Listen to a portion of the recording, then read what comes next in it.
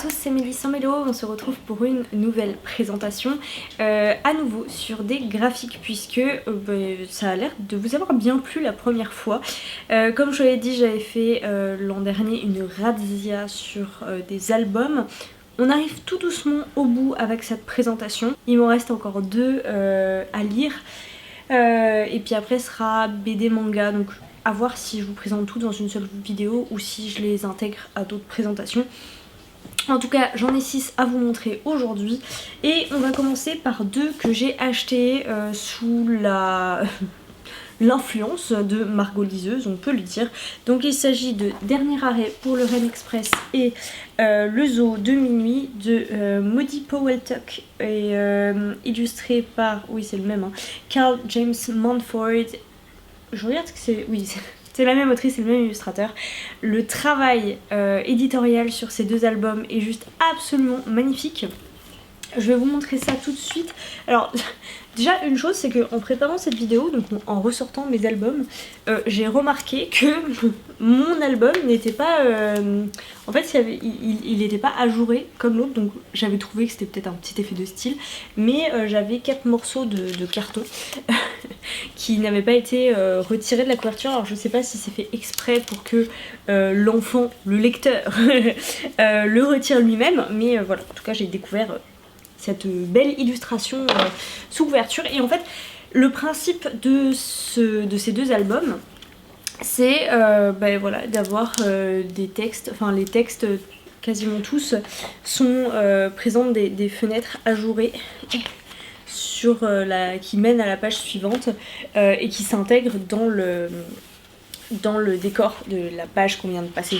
Bref, je sais pas si c'est très clair, mais ça fait des effets extrêmement jolis. Voilà. Celui-là, on est sur des teintes de bleu et de violet. Je trouve que l'univers est absolument incroyable. C'est d'une beauté et d'une douceur. C'est l'histoire d'une petite fille qui s'appelle Mia. Eva, elle s'appelle pas du tout Mia, elle s'appelle Eva. Et donc Eva a perdu sa petite chatte Luna, qui lui manque énormément, et au cours de la nuit, elle va se rendre dans un monde fabuleux qui se trouve sous son lit, où se retrouvent tous les animaux perdus, et donc elle va être accompagnée par plusieurs animaux, notamment guidés par ce loup. C'est extrêmement beau, j'ai vraiment beaucoup aimé celui-là. Donc oui, c'est une recommandation de Margot Liseuse dans la bibliothèque d'Alice, donc les livres qu'elle a achetés pour sa fille. Donc j'aime vraiment beaucoup celui-là. J'ai un peu moins aimé le deuxième, donc même auteur, même illustrateur et même principe du livre ajouré. Ici on va suivre une petite fille qui pour le coup s'appelle peut-être Mia, allez savoir. Mia, donc Mia qui vit seule avec sa maman, c'est pas précisé d'ailleurs depuis quand et pour quelle raison, on s'en moque, qui souhaite envoyer une carte de Noël qu'elle a préparée à l'école à son papa. Elle va passer par une porte qui va lui permettre d'arriver, d'entrer dans le système de poste du Rennes Express. Voilà. Et puis je ne vous dévoile pas la suite parce que ce serait dommage, même si c'est un petit album très court. Donc voilà, comme vous le voyez, même principe hein, avec les pages ajourées. J'ai un peu moins aimé celui-là, peut-être, je sais pas, les couleurs sont un peu plus douces, un peu plus pastel. Il y en a plus d'ailleurs que dans l'autre. Ça reste très très joli, le principe est toujours aussi sympa, mais voilà, ça m'a je pense un peu moins touchée que l'histoire de Eva et de cette petite chatte Luna. Cela dit, ce sont deux albums absolument magnifiques, donc voilà. J'ai lu Le Lac des Cygnes de Philippe Léchermeyer et Amanda Minazio. Alors, je n'avais jamais vu le ballet du Lac des Cygnes, je ne connaissais d'ailleurs pas l'histoire, ou alors peut-être que je la connaissais mais depuis longtemps, enfin voilà, quelque chose de très très loin dans ma mémoire. Et donc écoutez, quand je suis tombée sur les sublimes illustrations de cet album, je me suis dit allons-y, c'est donc c'est juste absolument sublime. Voilà, les dessins, les couleurs, je me suis laissée complètement happer par cet univers graphique que j'ai beaucoup aimé. C'est une jeune femme prisonnière de la malédiction d'un sorcier qui la transforme en oiseau le jour, si je ne me trompe pas, et elle arrive à reprendre sa forme normale au coucher du soleil. Seul le vrai amour peut rompre cette malédiction. Et voilà, et ouais, je l'ai trouvé ma foi très très beau, et je suis contente d'avoir du coup découvert ou redécouvert le Lac des Cygnes via cet album. Ensuite, que vous présenter l'encyclopédie du merveilleux Les sorcières de Cécile Roumiguière et illustrée par Benjamin Lacombe. On va pas se mentir, je l'ai pris pour les illustrations de Benjamin Lacombe. Je pensais que ce serait des petites nouvelles ou des petites histoires. Alors je vais vous montrer un peu comment ça se décompose. C'est une véritable encyclopédie. On a je sais pas combien d'ailleurs, peut-être une petite dizaine de portraits de sorcières qui se présentent de cette manière-là, avec une sublime illustration en page entière, et une petite histoire qui reprend, on va dire, peut-être une journée dans la vie d'une de ces sorcières. C'est même pas forcément une journée iconique ou voilà, quelque chose qui les a... qui permet, enfin disons que c'est une petite histoire très courte qui permet d'identifier un peu plus cette sorcière dans la pop culture, mais qui donne pas forcément énormément de détails sur sa vie.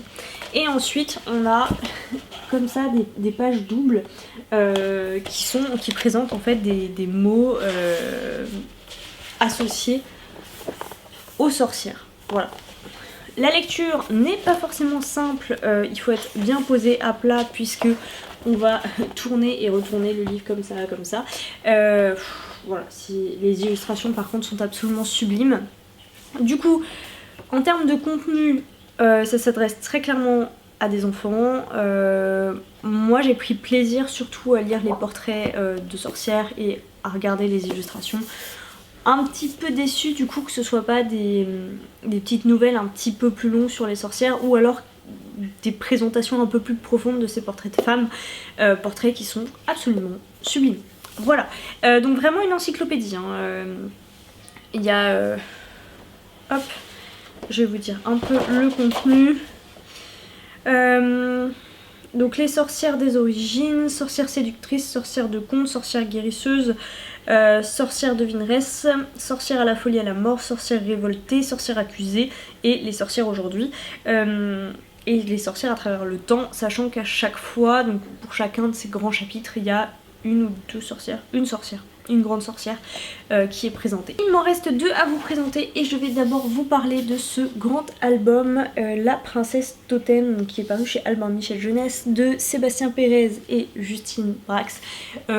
Voilà, j'ai sauté dessus grâce à la couverture alors le rose est un petit peu flashy, mais je trouve que le contraste avec le bleu est juste absolument sublime. Et les illustrations sont d'une finesse. Voilà, il y a plein de petits détails. Et c'est exactement la même chose à l'intérieur. Donc très clairement, je ne pouvais que sauter dessus. Voilà, pour vous donner quelques planches. On va suivre l'histoire de June. June qui est l'héritière de la famille royale dans son pays, qui a été complètement élevée à l'écart du monde, c'est-à-dire qu'elle ne posait même pas le pied par terre, elle était portée absolument partout. Elle n'a jamais mis les pieds en dehors, je crois, presque de sa chambre. Bon, peut-être que j'exagère, mais bon, c'est l'idée.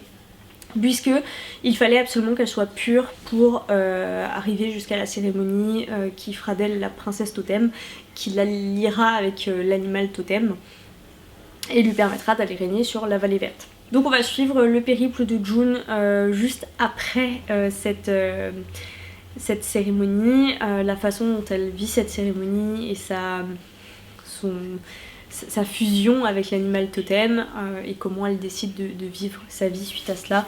J'ai trouvé les illustrations absolument magnifiques, je vous les ai déjà montrées. L'histoire est très mimi, très jolie. Franchement, juste les planches. Voilà. Dernier petit album que je voulais vous présenter, il m'a été offert par ma petite sœur, puisque elle sait maintenant que j'ai une passion album. Donc pour Noël, elle m'a offert deux albums, un que je n'ai toujours pas lu. Et celui-ci, Le Fan et le Soleil. Ma soeur travaille dans le design. C'est un peu compliqué de rentrer dans les détails, mais du coup elle a une très très grande sensibilité pour les graphismes, mais en particulier pour les motifs, et une de ses passions c'est les motifs floraux. Donc en fait elle a vu ça et je pense qu'elle a cédé. Je me demande si elle ne l'a pas lu avant moi d'ailleurs. Ça m'étonnerait pas. Dans cette histoire, nous allons suivre l'histoire d'un petit fan qui adore le soleil. Et donc, une de ses interrogations, c'est pourquoi le soleil part se coucher la nuit. La réponse de sa maman, c'est il va rendre visite à d'autres de ses amis de l'autre côté de la Terre. Réponse qui ne satisfait pas le petit fan, qui va se mettre à la poursuite du soleil en quittant sa famille. Voilà, franchement, ce renard est d'une beauté. Enfin, et toutes les illustrations sont extrêmement belles et toutes les pages sont illustrées complètement. Voilà, il n'y a pas de page de blanc. Et d'ailleurs, je vous l'ai pas dit, la couverture est en papier un peu cartonné, c'est très très agréable. Et donc bref, le petit fan va partir à la recherche du soleil en posant des questions autour de lui. Et puis voilà, il va jamais réussir, il me semble, à le rattraper. Jusqu'au jour où finalement, quand il réussit enfin à rattraper le soleil, il comprend que il a perdu beaucoup de temps dans sa quête. Très jolie petite quête initiatique, j'ai trouvé, enfin voilà, les dessins sont magnifiques, l'histoire est toute mimi. J'ai l'impression de vous avoir dit ça pour chacun des graphiques que je vous ai présentés. Je pense que tous... Ah, je l'ai un peu abîmé, no. Je l'ai un peu abîmé au coin. Ils sont tous absolument magnifiques, je vous les recommande tous. Ils sont vraiment tous très différents. Après, je me dis pour un album, alors oui, l'histoire c'est super important et ce qu'on veut porter comme message à l'enfant éventuellement qui lira ou juste à l'adulte, c'est important certes, mais finalement il faut surtout être sensible à l'objet et au dessin. Voilà, moi j'ai été sensible à tous ces dessins qui sont très très différents. Maintenant voilà, s'il y en a qui vous plaisent plus ou moins, voilà, n'hésitez pas en tout cas soit à les acheter pour vous, pour faire des petits cadeaux, soit à les acheter pour des enfants. Je suis pas très calée en littérature pour enfants, enfin je veux dire les albums jeunesse. Autant quand on touche à du roman, je suis à peu près capable de dire vers quel âge ça se lit. Là je dirais, je sais pas, en fait je saurais pas dire à partir de quel âge un bébé, bambin, enfant peut être intéressé par ces histoires. C'est juste joli, voilà. Faut juste faire attention à ce que ce soit pas déchiré, abîmé, mangé. Voilà, c'est la fin de cette vidéo, j'espère qu'elle vous aura plu. Je vous ai présenté quasiment la totalité du coup des albums pour lesquels j'ai complètement craqué sur la fin d'année 2022. N'hésitez pas à venir dans les commentaires me dire si certains d'entre eux vous font envie et si vous avez des albums à recommander, puisque je suis toujours à la recherche de nouvelles petites pépites, surprises, beauté de ce type là. Et puis en attendant une prochaine vidéo, je vous souhaite à toutes et à tous de très très belles lectures.